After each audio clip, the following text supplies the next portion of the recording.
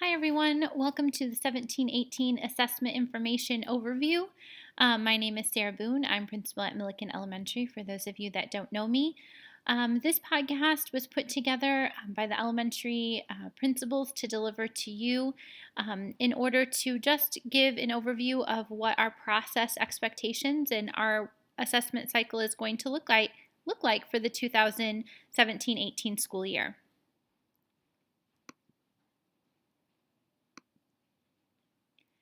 Everything that you're going to hear in this podcast can be linked and directly correlated with our mission statement of Teach, Learn, Care. Everything that we do in District 228 really stems and is rooted in the foundation of these three words.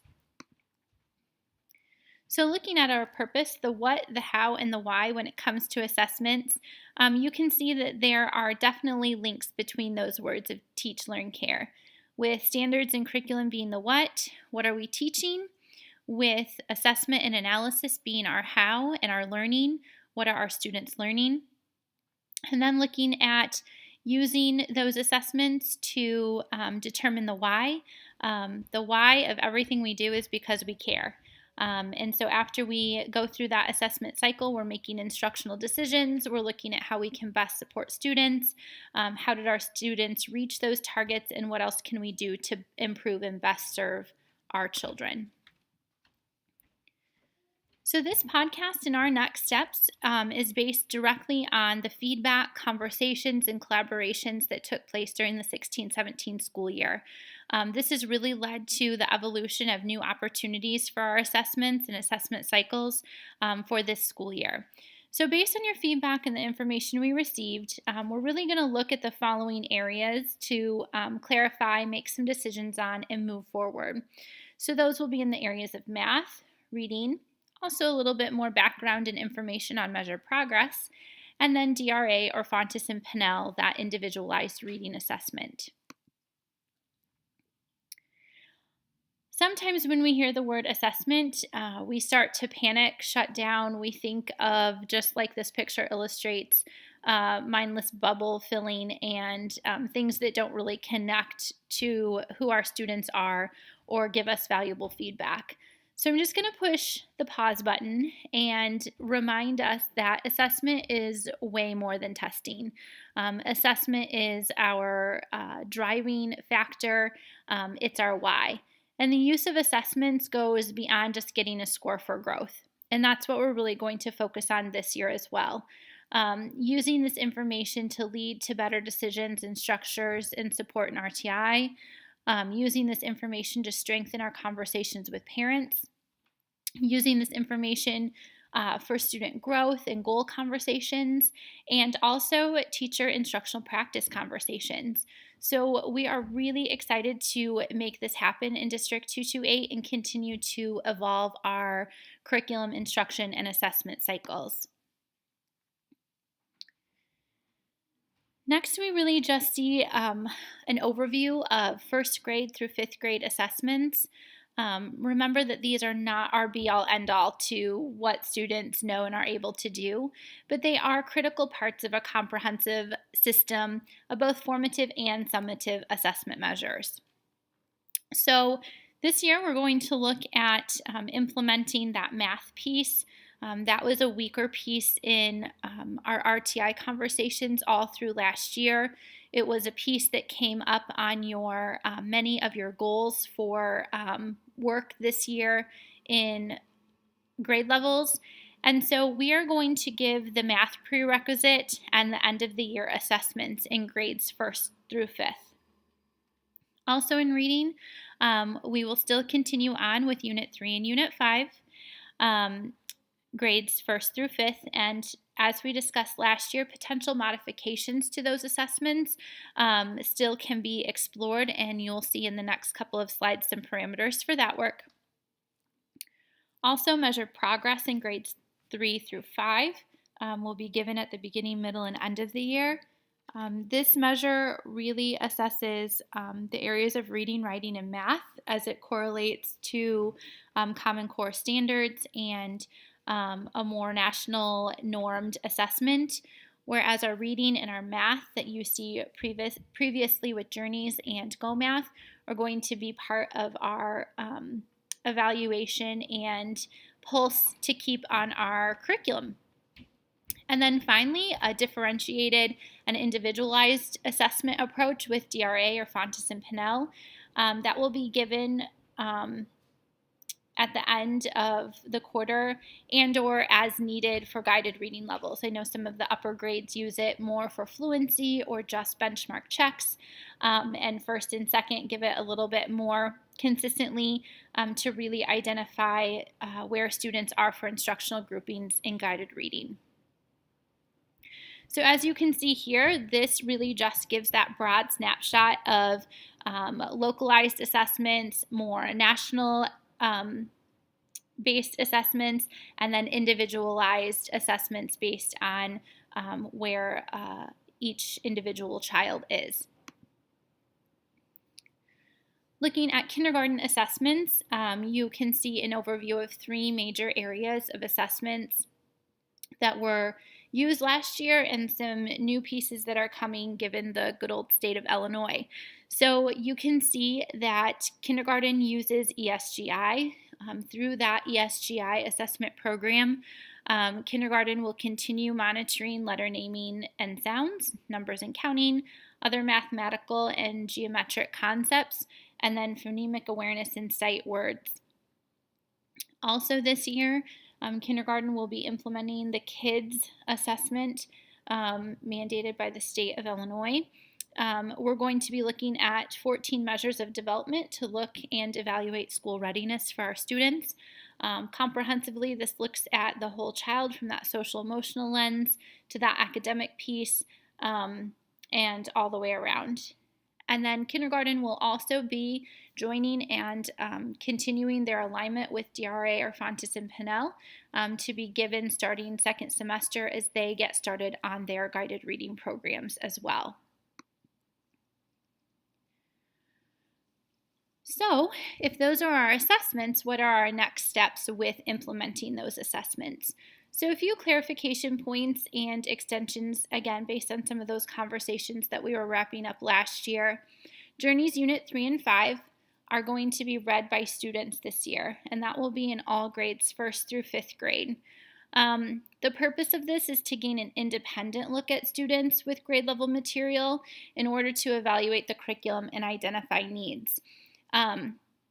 Again, this is going to be really looking at that comprehension angle for all of our students, and in order to do that consistently and be able to compare our information from one grade level to another and dig in a little deeper, identify some of our breakdowns in those pieces, we want to look comprehensively at what a child is able to do with grade level material on their own.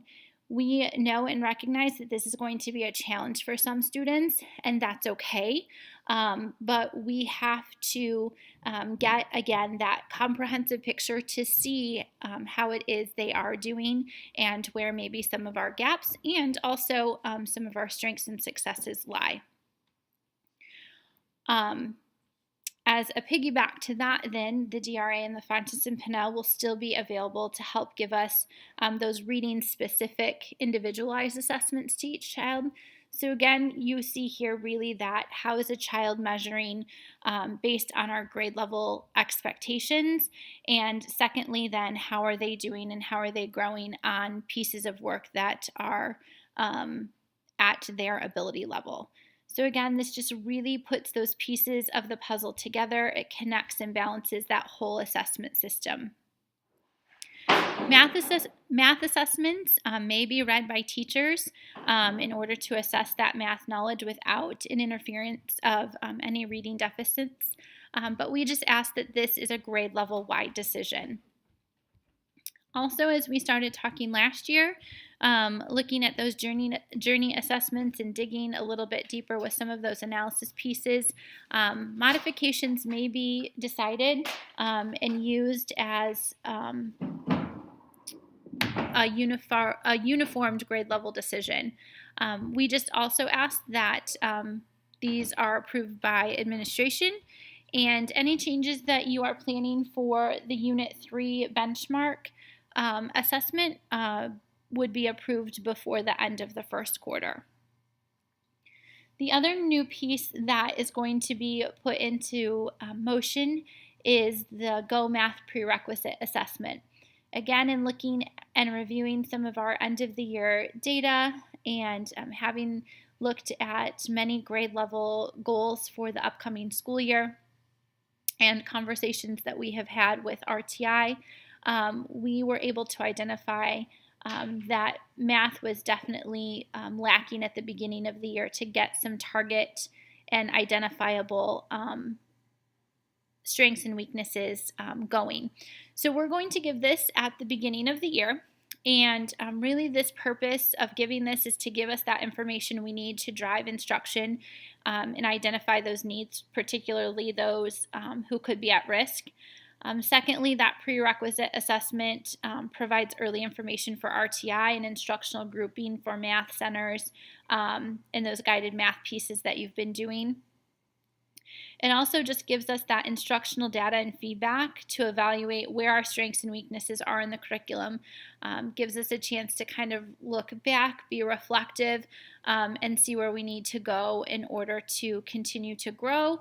And then also there will be a place in Skyward where these assessment scores will be entered.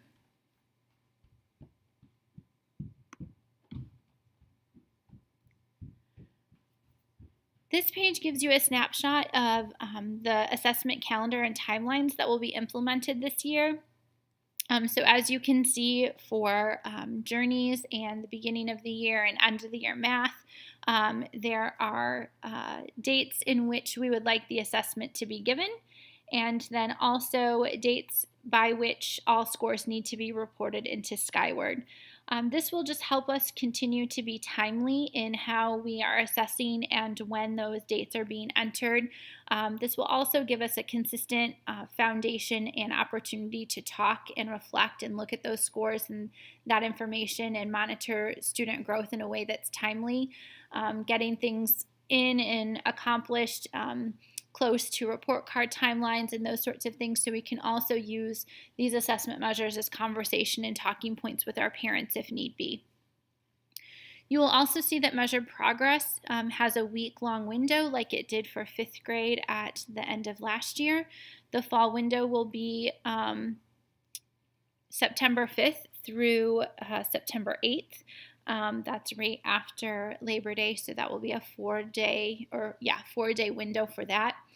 DRA and Fontes and Pinnell, those check-in points for those students. Park will be March 19th through the 23rd. Our kindergarten assessment, those 14 measures need to be reported to the state by October 10th.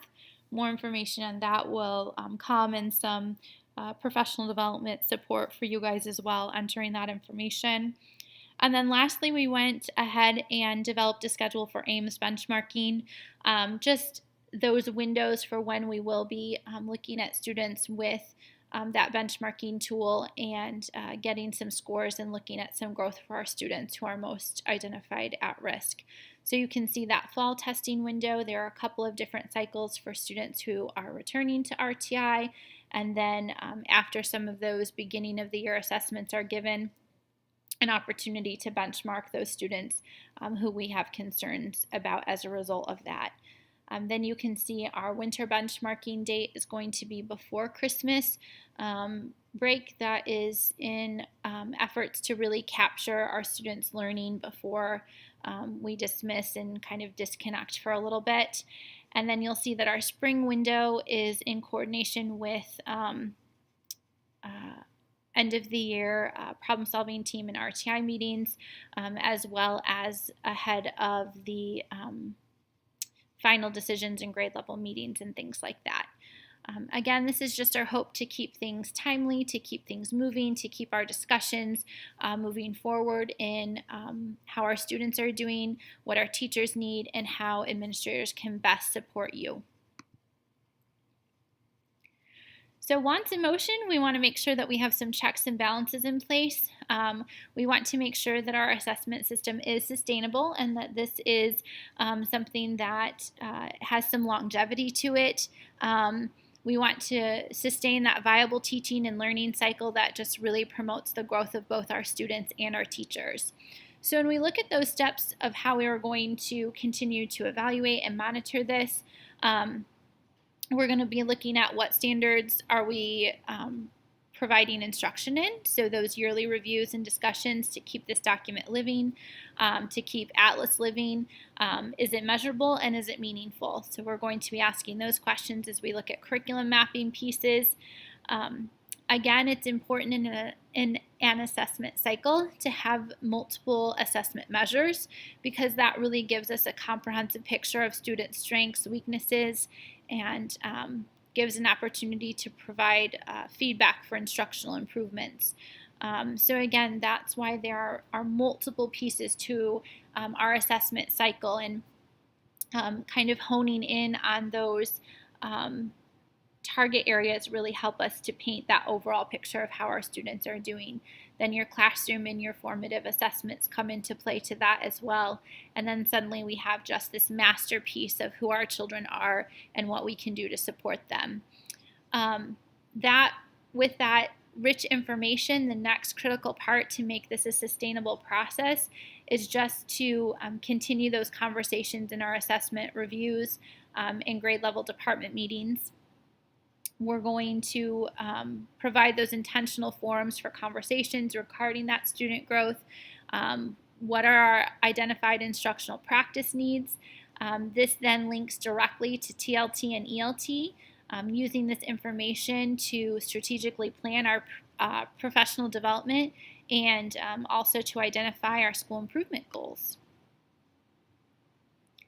One of the most important things to remember when we're looking at assessments is that it's one piece of the puzzle, but it's a piece that definitely fits. Assessment is for our students. It is to help us become better, to get better for them. Components of our curriculum, instruction, and communication plan with students at the center. That's the information or the infographic that you see on the right-hand side of your screen.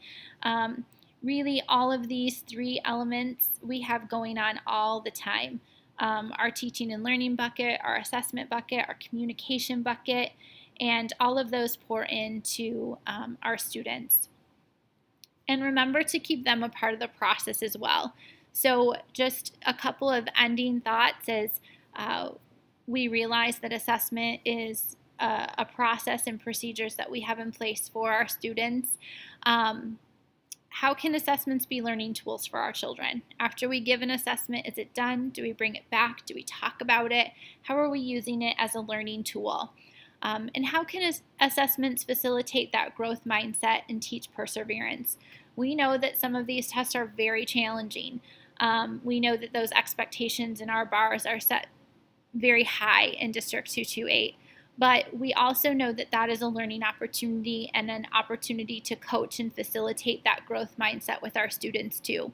That we can get through it. We're going to do our best. We're going to learn from our mistakes and what we don't know, and we're going to grow and get better. So we know that you're going to help us put all of these pieces together for our students so that we, again, may help support them to be the best they can be. And we hope to support each one of you as teachers as well in becoming the best teachers and deliverers of instructional opportunities that you possibly can for our students.